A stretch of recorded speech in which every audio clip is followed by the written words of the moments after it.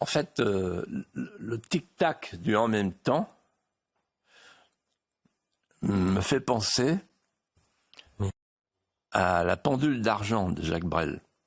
La pendule d'argent qui ronronne au salon, qui dit oui, qui dit non, qui dit je vous attends.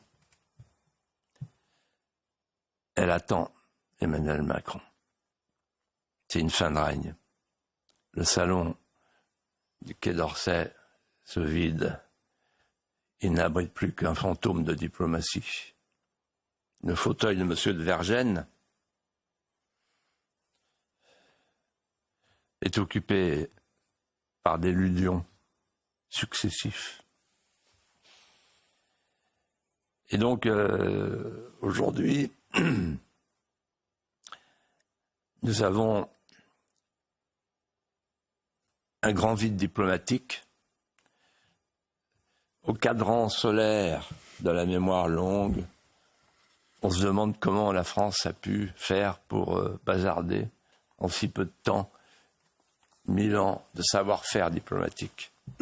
Et dans la même semaine, on a eu un affolement des aiguilles. Écoutez bien, j'ai fait un rapprochement tout bête. En quelques jours, Emmanuel Macron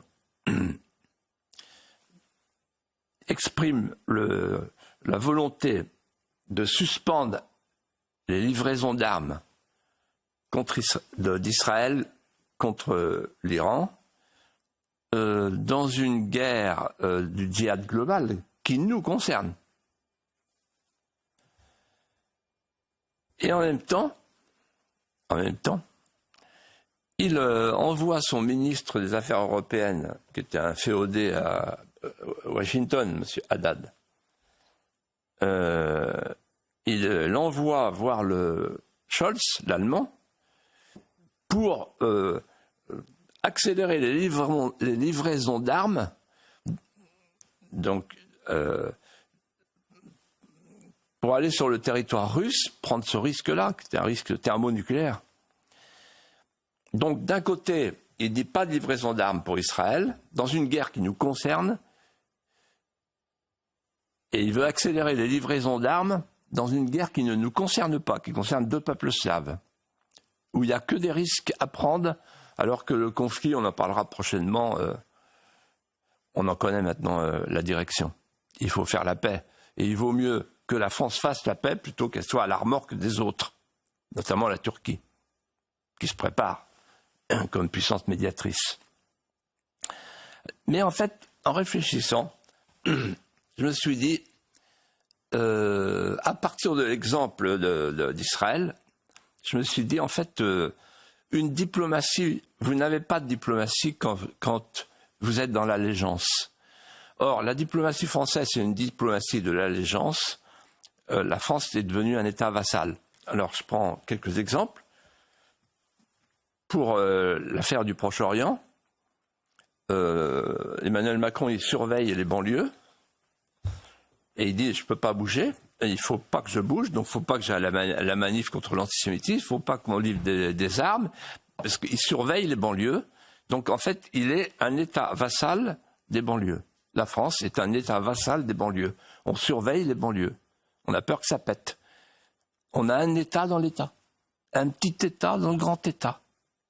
Petit État deviendra grand. Ensuite, deuxième exemple, l'Ukraine. Là, on est un État vassal de l'Amérique, de l'OTAN. Inutile d'épiloguer, ça se voit à l'œil nu. Troisième exemple, l'Europe. Quand le 5 mai dernier, Emmanuel Macron a reçu le président chinois, il était flanqué, souvenez-vous, de la haut-commissionnaire Van der Leyen, l'impératrice. Pourquoi? Parce qu'on n'a plus la compétence commerciale, juridiquement. Et enfin, on est un État vassal à cause de notre idéologie, parce qu'on a quitté l'Afrique, on s'est fait virer de l'Afrique, notamment parce que Emmanuel Macron tenait à une chose qui n'est pas su. Il a nommé un ambassadeur pour les personnes LGBT. Alors en Afrique, ça, la moraline sur les LGBT, ça ne marche pas. Et donc en fait, on multiplie les allégeances Et de ce fait, on a une demi-souveraineté.